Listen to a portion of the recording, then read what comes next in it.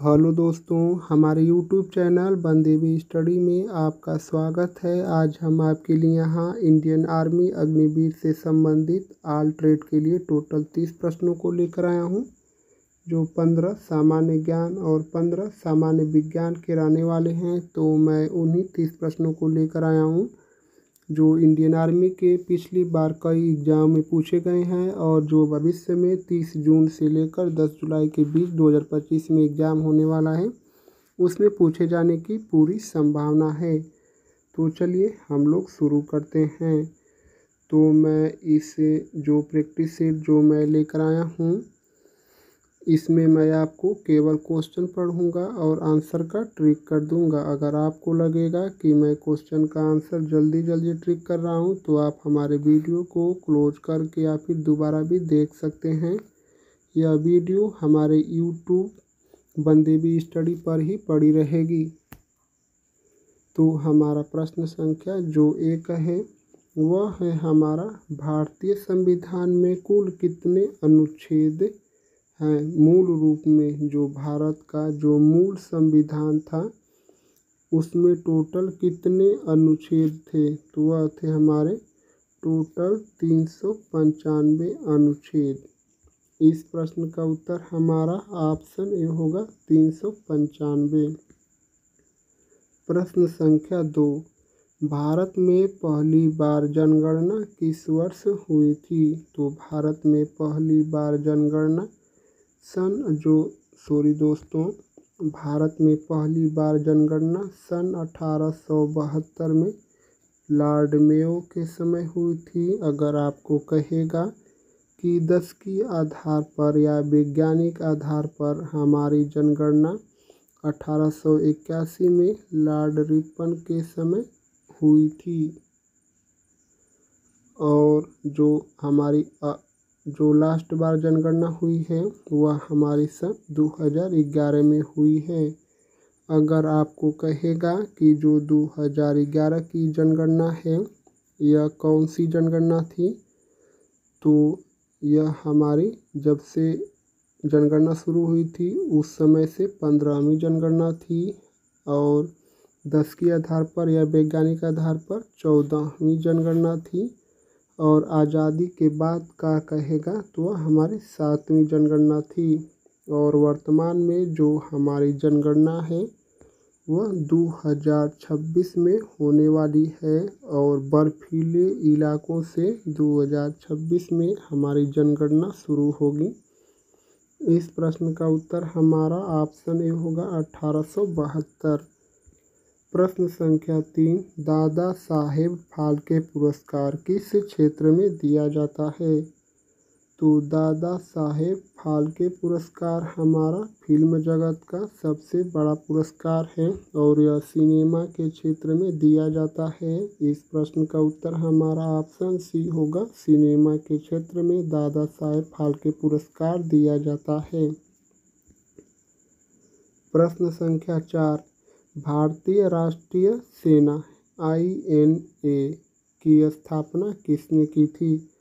जो INA है, Indian national army, भारतीय राष्ट्रीय सेना की स्थापना किसने की थी? तो भारतीय राष्ट्रीय सेना की जो स्थापना है वह हमारे रास बिहारी बोस ने की थी। तो इस जो प्रश्न का उत्तर है वह हमारा ऑप्शन ए होगा, रास बिहारी बोस, ऑप्शन ए।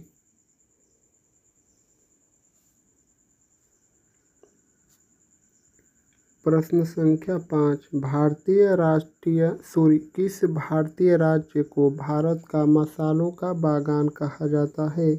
तो भारत के मसालों का जो बागान है वह केरल राज्य को कहा जाता है। इस प्रश्न का उत्तर हमारा ऑप्शन ए होगा, केरल। प्रश्न संख्या 6, ओलंपिक खेलों की शुरुआत किस देश में हुई थी?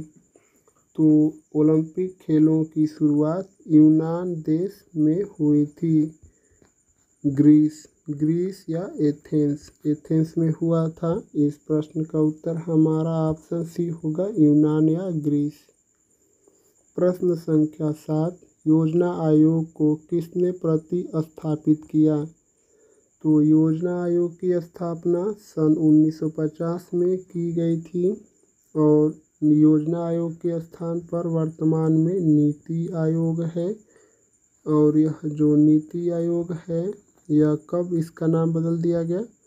तो वह सन 1 जनवरी है, 1 जनवरी सन 2015 को योजना आयोग के स्थान पर नीति आयोग कर दिया गया। Option B. प्रश्न संख्या 8, शून्यवाद का सिद्धांत किस धर्म से संबंधित है? शून्यवाद का जो सिद्धांत है यह किस धर्म से संबंधित है? शून्यवाद का सिद्धांत हमारा बौद्ध धर्म से संबंधित है। तो इस जो प्रश्न का उत्तर है वह हमारा ऑप्शन सी होगा, बौद्ध धर्म। प्रश्न संख्या 9, भारत का सबसे गहरा बंदरगाह कौन सा है? भारत का सबसे गहरा बंदरगाह कौन सा है? तो भारत का सबसे गहरा बंदरगाह हमारा विशाखापट्टनम है, जो आंध्र प्रदेश में है। इस प्रश्न का उत्तर हमारा ऑप्शन डी होगा, विशाखापट्टनम। प्रश्न संख्या 10, भारत का मैनचेस्टर किस शहर को कहा जाता है? भारत का मैनचेस्टर हमारा अहमदाबाद शहर को कहा जाता है। तो इस प्रश्न का उत्तर हमारा ऑप्शन ए होगा, अहमदाबाद। भारत का मैनचेस्टर अहमदाबाद को कहा जाता है।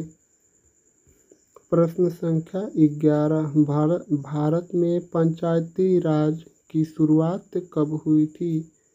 तो भारत में पंचायती राज व्यवस्था सबसे पहले राजस्थान राज्य में लागू हुई थी। और यह कब शुरुआत हुई थी इसकी? तो वह हमारे सन 1957 में।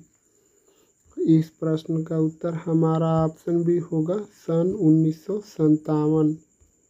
प्रश्न संख्या 12, चरक संहिता किस विषय से संबंधित है? यह जो चरक संहिता पुस्तक है यह किस विषय से संबंधित है? तो वह हमारी चरक संहिता आयुर्वेद से संबंधित है। जो आयुर्वेद है उसी से संबंधित है। ऑप्शन बी होगा इस प्रश्न का उत्तर।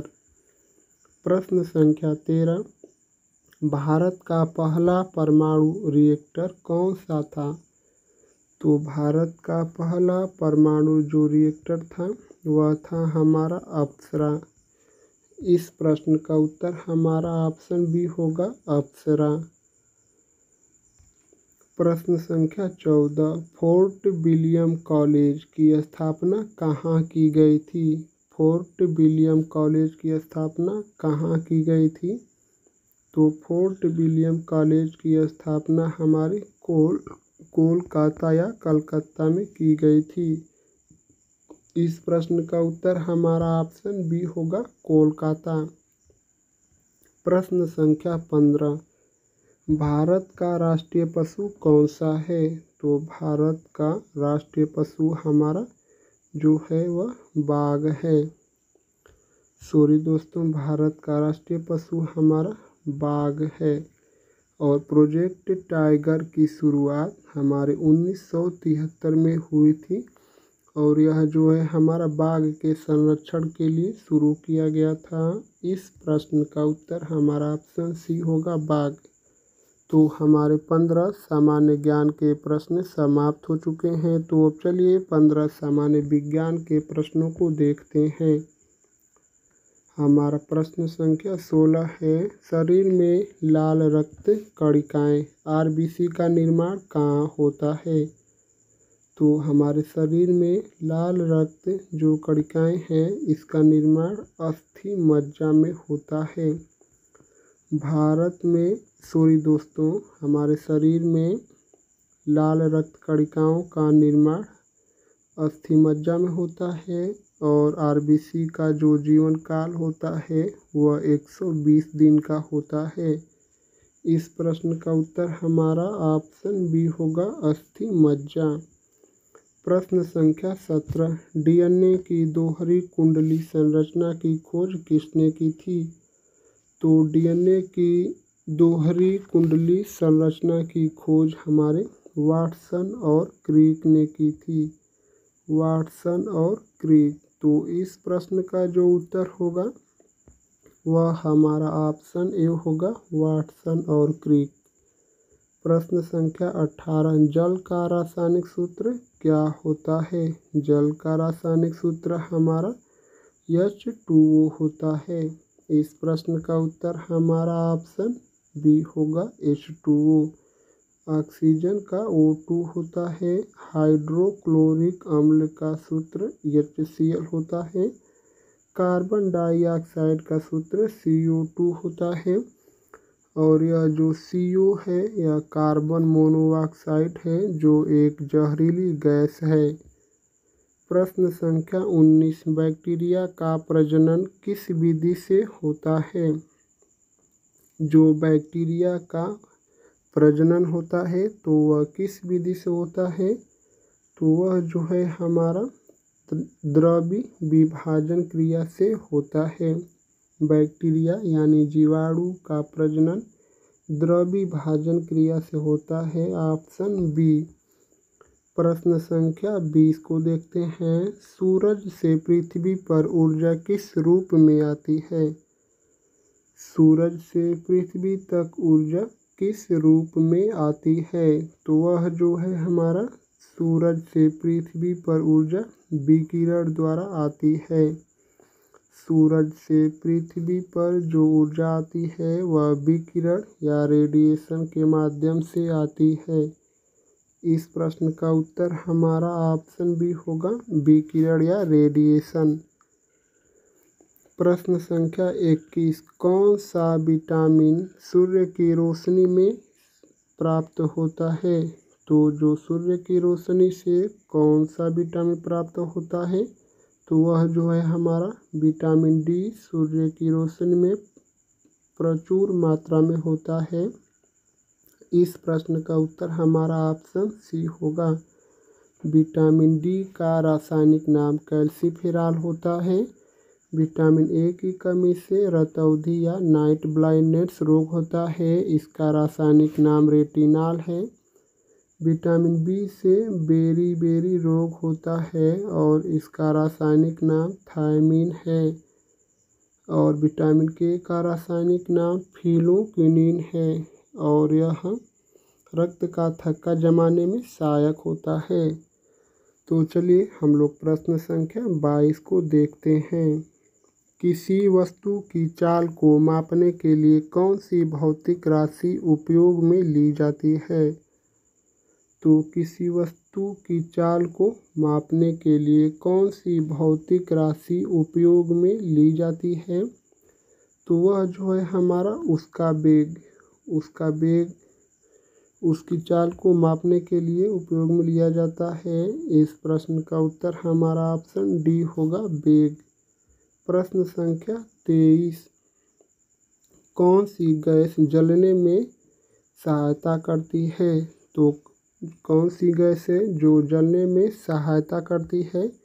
तो वह जो है हमारी ऑक्सीजन है जो जलने में सहायता करती है। इस प्रश्न का उत्तर हमारा ऑप्शन सी होगा, ऑक्सीजन। प्रश्न संख्या 24, न्यूटन का प्रथम नियम किससे संबंधित है? तो न्यूटन का पहला नियम, दूसरा नियम और तीसरा नियम।